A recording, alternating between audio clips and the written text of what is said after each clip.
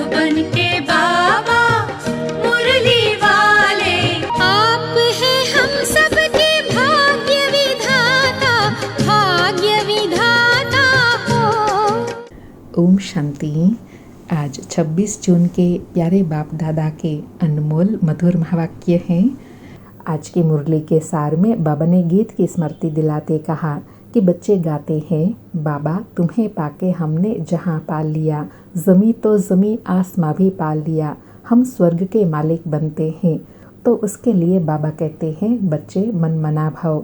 और कहा कि कई मनुष्य पूछते हैं कि इन ब्रह्मा कुमार कुमारियों को इस सत्संग में जाकर क्या मिलता है। तो बच्चे कहते हैं हम बाप दादा से विश्व के मालिक बनते हैं। विश्व का मालिक एक बाप के सिवाय कोई बना न सके। विश्व के मालिक लक्ष्मी नारायण ही बनते हैं। और कहा कि तुम्हारा शिव बाबा विश्व का मालिक नहीं बनता। ऐसी निष्काम सेवा करने वाला और कोई होता नहीं। हर एक को अपनी सेवा का फल ज़रूर मिलता है। बाबा कहे सोशल वर्कर को भी सेवा का फल ज़रूर मिलता है, गवर्नमेंट से पगार मिलता है। बाप कहते हैं मैं ही एक निष्काम सेवा करता हूँ, जो बच्चों को विश्व का मालिक बनाता हूँ और मैं नहीं बनता हूँ। बच्चों को सुखी करके सुखधाम का मालिक बनाई 21 जन्मों का सुख दे। मैं अपने निर्वाण धाम में व वानप्रस्थ अवस्था में बैठ जाता हूँ और स्मृति दिलाई मैं वहाँ परम धाम का रहने वाला हूँ। तुम बच्चे भी वहाँ के रहने वाले हो। तुमको पार्ट बजाना है इस कर्म क्षेत्र पर। बाबा को भी एक बार यहाँ आना है तुम बच्चों के लिए, जबकि स्वर्ग की स्थापना हो रही है। और कहा तुम बच्चे जानते हो हम मनुष्य से देवता बन रहे हैं फिर से। और लास्ट में नशा दिलाते ड्रामा को स्पष्ट किया कि तुम अभी ड्रामा के राज को अच्छी रीति समझ गए हो। तुमको खुशी भी रहती है, जबकि तुम बच्चों को 100% सर्टेन है, निश्चित है कि हम फिर से अपना राज्य भाग्य स्थापन कर रहे हैं। इसमें लड़ाई आदि की कोई बात ही नहीं। राजधानी स्थापन हो ही रही है, यह सर्टेन है। एज सर्टेन एज डेथ, अर्थात जैसे मृत्यु सत्य है उतना ही सत्य है कि सतयुग की राजधानी स्थापन होनी ही है। बाबा कहे तुम जानते हो हम फिर से राज्य भाग्य लेते हैं, फिर जितना जो पुरुषार्थ करेंगे उतना ऊंच पद पाएंगे। सुनते हैं प्यारे बाप दादा के अनमोल मधुर महावाक्य। आज बाबा कहे मीठे बच्चे, इस दुनिया में निष्काम सेवा केवल एक बाप ही करता है। बाकी तुम जो भी सेवा करते हो उसका फल अवश्य मिलता है।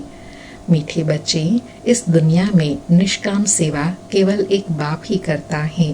बाकी तुम जो भी कर्म करते हो उसका फल अवश्य मिलता है। आज मुरली से प्रश्न है, ड्रामा अनुसार कौन सी बात 100% सर्टेन है जिसकी तुम बच्चों को खुशी है। अर्थात ड्रामा की कौन सी ऐसी बात है जो 100% निश्चित है कि होना ही है, जिस बात की बच्चों को खुशी है। तो उत्तर में बाबा कहे ड्रामा अनुसार सर्टेन है, निश्चित है कि नई राजधानी स्थापन होनी ही है। तुम बच्चों को खुशी है कि श्रीमत पर हम अपने लिए अपनी राजधानी स्थापन कर रहे हैं, इसलिए पुरानी दुनिया का विनाश तो होना ही है। तुम बच्चे जितना पुरुषार्थ करेंगे उतना ऊंच पद पाएंगे। आज मुरली में गीत बजा, तुम्हें पाके हमने जहाँ पा लिया, ज़मी तो ज़मी आसमां भी पा लिया। ओम शांति। जो बच्चे कहते हैं बाबा भी वही कहते हैं। बच्चे कहते हैं बाबा तुम्हें पाके हम स्वर्ग के मालिक बनते हैं। बाबा भी कहते हैं बच्चे मन मना भव। बात एक ही हो गई। मनुष्य सब पूछेंगे कि ब्रह्मा कुमार कुमारियों को इस सत्संग में जाकर क्या मिलता है। तो ब्रह्मा कुमार कुमारियाँ कहते हैं हम बाप दादा से विश्व के मालिक बनते हैं। विश्व का मालिक और कोई बन न सके। विश्व के मालिक यह लक्ष्मी नारायण ही हैं। शिव बाबा तो विश्व का मालिक हो नहीं सकता। तुम बच्चे विश्व के मालिक बनते हो। तुम्हारा बाप विश्व का मालिक नहीं बनता। ऐसी निष्काम सेवा करने वाला और कोई होता नहीं। हर एक को अपनी सेवा का फल जरूर मिलता है। बाबा कहे भक्ति मार्ग में व किसी भी प्रकार से जो कोई कुछ करते हैं, सोशल वर्कर को भी सेवा का फल जरूर मिलता है। गवर्नमेंट से पगार मिलता है। बाप कहते हैं मैं ही एक निष्काम सेवा करता हूँ जो बच्चों को विश्व का मालिक बनाता हूँ और मैं नहीं बनता हूँ। बच्चों को सुखी करके सुख धाम का मालिक बनाई 21 जन्मों का सुख दे। मैं अपने निर्वाण धाम में व वानप्रस्थ अवस्था में बैठ जाता हूँ। वानप्रस्थ अवस्था मूल वतन में ही कहेंगे। बाबा कहे मनुष्य वानप्रस्थ लेते हैं, बच्चों को सब कुछ दे जाई सत्संग आदि करते हैं, गुरु करते हैं कि यह मुक्ति का रास्ता बताए। बाबा कहे अब तुम बच्चे जान गए हो। क्या जान गए हैं? कि मुक्ति जीवन मुक्ति का रास्ता कोई मनुष्य मात्र कभी किसी को बता नहीं सकते हैं। वे किसी को भी सद्गति दे नहीं सकते, अपने को भी नहीं दे सकते। अपने को दे तो फिर दूसरों को भी दे सके। बाप आते ही है परम धाम से, वह वहाँ का रहने वाला है। तुम बच्चे भी वहाँ के रहने वाले हो। तुमको पार्ट बजाना है इस कर्म क्षेत्र पर। बाबा को भी एक बार यहाँ आना है। तुम बच्चों के लिए जबकि स्वर्ग की स्थापना हो रही है तो जरूर नरक का विनाश होना ही है। अभी तुम जान गए हो। क्या जान गए हैं? कि शिव बाबा ब्रह्मा द्वारा आदि सनातन देवी देवता धर्म की स्थापना कर रहे हैं। तुम जानते हो हम मनुष्य से देवता बन रहे हैं फिर से। तुम बच्चों की बुद्धि में है कि हम हर 5000 वर्ष के बाद हम आकर फिर से ब्रह्मा द्वारा शिव बाबा के बच्चे बनते हैं। वर्षा पाने के लिए पतित पावन उनको कहा जाता है। नॉलेजफुल ज्ञान का सागर भी है।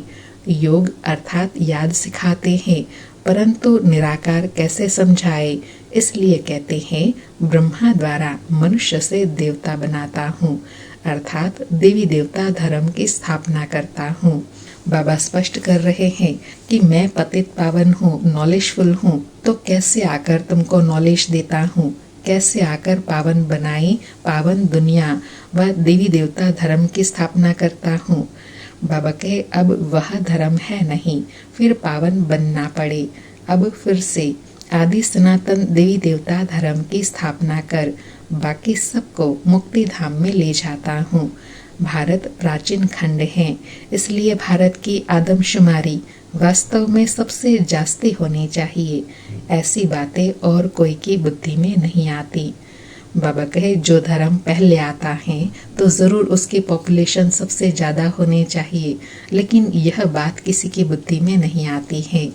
बाबा कहे आदि सनातन देवी देवता धर्म सबसे जास्ती बड़ा होना चाहिए। 5000 वर्ष से उन्हों की वृद्धि होती रहती है, बाकी और तो आते ही है। 2500 वर्ष के बाद इस्लामियों की आदमशुमारी कम होनी चाहिए। फिर थोड़े समय बाद बौद्ध धर्म वाले आते हैं तो उन्हों में थोड़ा फर्क होना चाहिए। इस्लामी बौद्धि आदि पहले सतो प्रधान थे, फिर धीरे धीरे तमो प्रधान बनते हैं। यह भी हिसाब है। बाबा कहे यह भी हिसाब है। जो मम्मा की मुरली में मम्मा ने कहा था ना कि यह दुनिया का कायदा है, नियम है, हर चीज हमेशा एक जैसी नहीं रहती। सतो प्रधान से सतो रजो तमो बनते हैं, फिर सतो प्रधान बनते हैं। बाबा कहे यह हिसाब है। जो अनन्य समझदार बच्चे हैं उन्हों को ख्याल करना पड़े। आजकल लिखते हैं चाइनीज सबसे ज़्यादा हैं, परंतु उन्हों को सृष्टि चक्र का ज्ञान तो है नहीं। यह सब राज तुम बच्चों की बुद्धि में है। जो पढ़े लिखे हैं उन्हों को डिटेल में समझाना होता है। देवी देवता धर्म वालों को 5000 वर्ष हुए तो इस समय उन्हों की जनसंख्या बहुत होनी चाहिए, परंतु देवी देवता धर्म वाले तो फिर और धर्मों में कन्वर्ट हो गए हैं।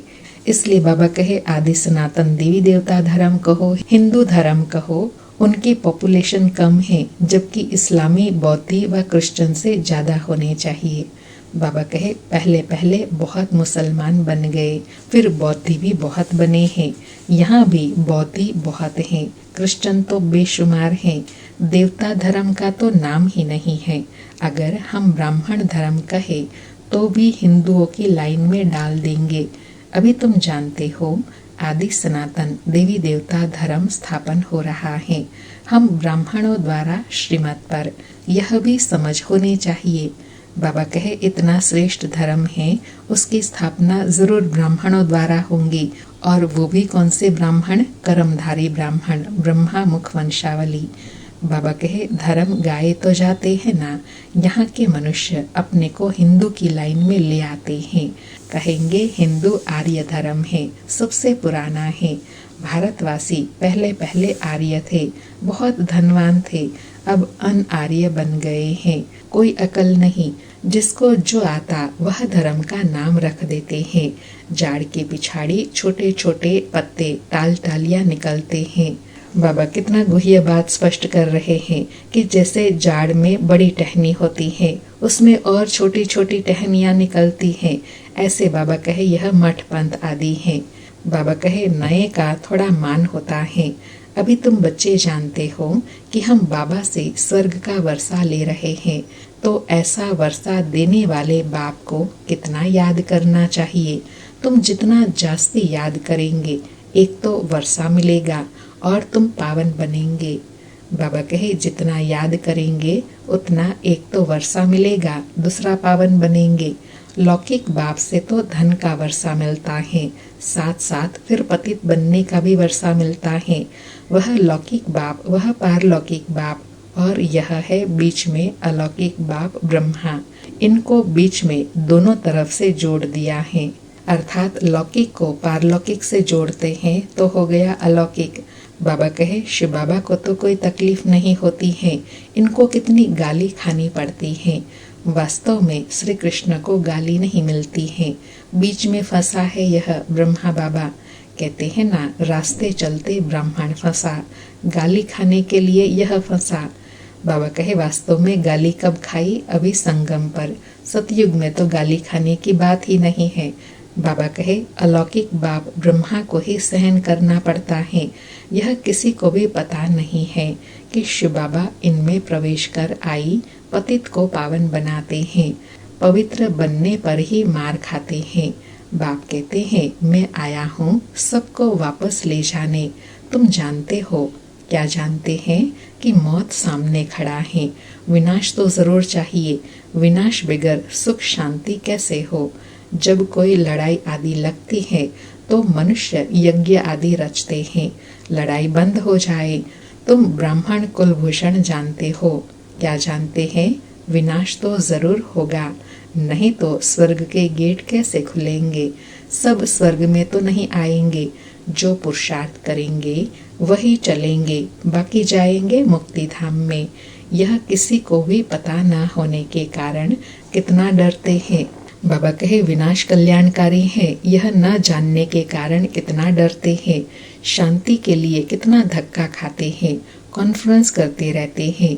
सिर्फ तुम ब्राह्मण ही जानते हो सुखधाम शांति धाम की कैसे स्थापना हो रही है।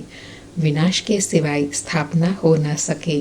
तुम अभी त्रिकालदर्शी बने हो, त्रिनेत्री का ज्ञान मिला है।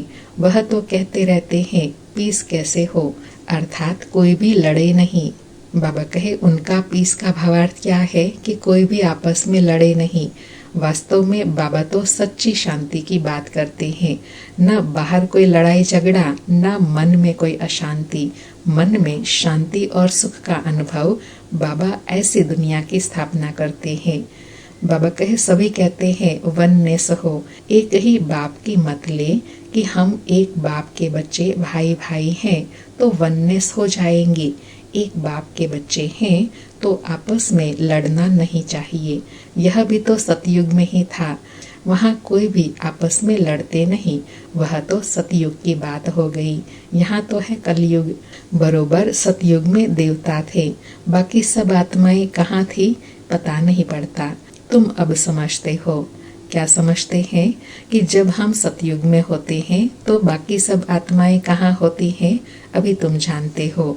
बाबा कहे एक राज्य सिर्फ सतयुग में ही था, वहाँ सुख शांति सब था। यह सब बातें तुम्हारी बुद्धि में है, नंबरवार पुरुषार्थ अनुसार समझते हैं। बरोबर हम सतयुग में राज्य करते थे, परंतु सुख था, अद्वैत धर्म था, अर्थात एक ही धर्म था। यह ज्ञान किसी को है नहीं। इस समय तुम नॉलेजफुल बनते हो, बाप तुमको आप समान बनाते हैं। बाबा कहे नॉलेज दे करके बाबा एकदम आप समान बनाते हैं, जिसको बाबा कहते हैं ना, मैं तुमको मास्टर नॉलेजफुल बनाता हूँ। बाबा कहे जो बाप की महिमा वह तुमको बनना है, सिर्फ दिव्य दृष्टि की चाबी बाप के पास रहती है।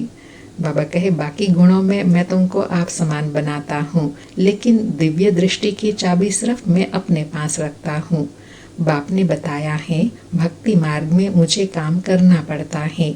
जो सिर्फ पूजा करते हैं मैं उनकी मनोकामना पूरी करता हूँ। यहाँ तो दिव्य दृष्टि का पाठ चलता है, अर्थात भक्ति में तो नौधा भक्ति करने वालों को साक्षात्कार होता है। यहाँ तो बाबा कहे मैं तुमको दिव्य दृष्टि द्वारा साक्षात्कार कराता हूँ। कहते हैं ना, अर्जुन ने विनाश का साक्षात्कार किया। विनाश भी जरूर होना है, विष्णुपुरी भी जरूर स्थापन होनी है। बाप ने जैसे कल्प पहले समझाया था वैसे ही बैठ समझाते हैं। बाबा हमको मनुष्य से देवता बनाते हैं। जब देवता बनते हैं तो आसुरी सृष्टि का विनाश जरूर होगा। चारों तरफ हाहाकार मचना है, बुद्धि समझ सकती है, नेचुरल कैलेमिटीज आनी है, मूसलधार बरसात भी होनी है। इन सब का विनाश हो जाए तब सतयुग की स्थापना हो। बाबा कहे 5 तत्वों की खाद भी मिल जाएंगी। इस धरती को खाद देखो कितनी मिलती है। बाप कहते हैं इस रुद्र ज्ञान यज्ञ में यह सब स्वाहा हो जाएंगे। भक्ति मार्ग में देखो रुद्र यज्ञ कैसे रचते हैं। शिव बाबा का लिंग और छोटे छोटे सालिग्राम बहुत बनाकर पूजा करके फिर मिटा देते हैं। फिर रोज बनाते हैं, पूजा करके फिर तोड़ देते हैं। शिव बाबा के साथ जिन्होंने भी सर्विस की उन्हों का भी यह हाल करते हैं। बाबा कहे देखो भक्ति भावना से करते हैं, लेकिन क्या करते हैं यह समझ में नहीं आता। इनडायरेक्ट क्या करते हैं, सालिग्राम बनाकर तोड़ देते हैं। बाबा कहे सालिग्राम कौन है? जो बाबा की सेवा में मददगार बनते हैं। बाबा कहे रावण की देखो हर वर्ष एफिजी बनाई उनको जलाते हैं। दुश्मन की तो 1-2 बार एफिजी बनाई जलाते हैं। ऐसे नहीं कि वर्ष वर्ष जलाने का नियम रखते हैं, एक बार ही गुस्सा निकाल देंगे। रावण को तो हर वर्ष जलाते हैं। इनका अर्थ कोई समझते थोड़े ही है। बाबा कहे चलो कोई ऐसा कर्म किया है तो 1-2 बार एफिजी बनाई जला देते हैं, लेकिन हर वर्ष क्यों जलाते हैं यह कोई नहीं समझते। क्योंकि रावण अंदर से खत्म हुआ ही नहीं है, इसलिए हर वर्ष जलाना पड़ता है, वह जलाते हैं। बाबा कहे फिर कहते हैं रावण ने सीता को चुराया। कुछ अर्थ नहीं समझते। फॉरेनर्स क्या समझेंगे? कुछ भी नहीं। दिन प्रतिदिन रावण को बड़ा बनाते जाते हैं, क्योंकि रावण बहुत दुख देने वाला है। क्योंकि बाबा कहे अंदर में सबकी रावण की जो प्रवृत्तियां है वो बढ़ती जाती हैं, तो रावण को भी बड़ा बनाते हैं। बाबा कहे अभी तुम इस पर जीत पाते हो, सतयुग में होगा ही नहीं। यह जो कर्म की भोगना बीमारी आदि होती है, यह सब रावण के कारण अर्थात बुराइयों विकारों के कारण ही यह सब बीमारी व भोगना है। रावण की प्रविष्टता होने के कारण मनुष्य जो भी कर्म करते हैं वह विकर्म हो जाता है। सुख दुख का खेल बना हुआ है। इस हिस्ट्री ज्योग्राफी का किसी को भी पता नहीं है। लक्ष्मी नारायण को यह राज्य कैसे मिला किसी को पता नहीं। तुम छोटे छोटे बच्चे समझते हो यह लक्ष्मी नारायण सतयुग में राज्य करते थे। संगम पर यह राजयोग सीख यह पद पाया है। बिरला को भी छोटी छोटी बच्चियां जाकर समझाए कि इन्होंने यह राज्य कैसे पाया। अभी तो कलयुग है, इनको सतयुग नहीं कहा जाता। राजाई तो अभी है नहीं, राजाओं का ताज ही उड़ा दिया है। धर्म शास्त्र सिर्फ 4 है। गीता धर्म शास्त्र है जिससे 3 धर्म अभी स्थापन होते हैं, न कि सतयुग में। अर्थात गीता ज्ञान से 3 धर्म की स्थापना होती है।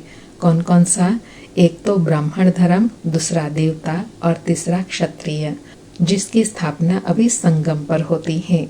बाबा कहे ऐसे नहीं कि लक्ष्मी नारायण ने व राम ने कोई धर्म स्थापन किया। यह धर्म अभी स्थापन कर रहे हैं। फिर इस्लामी, बौद्धी और क्रिश्चियन का एक ही धर्म शास्त्र है, बाइबल, बस। फिर पीछे वृद्धि होती जाती है। आदि सनातन है देवी देवता धर्म। अब फिर से देवी देवता धर्म की स्थापना करते हैं।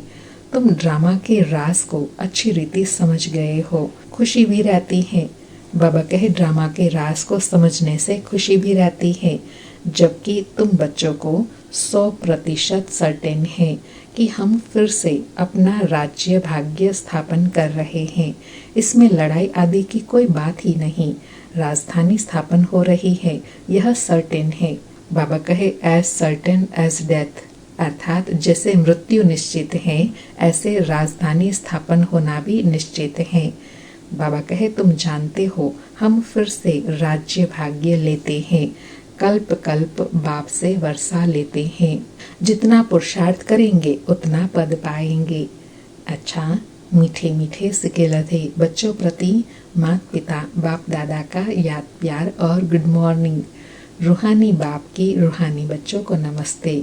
हम रूहानी बच्चों की रूहानी माता पिता बाप दादा को याद प्यार, गुड मॉर्निंग और नमस्ते नमस्ते।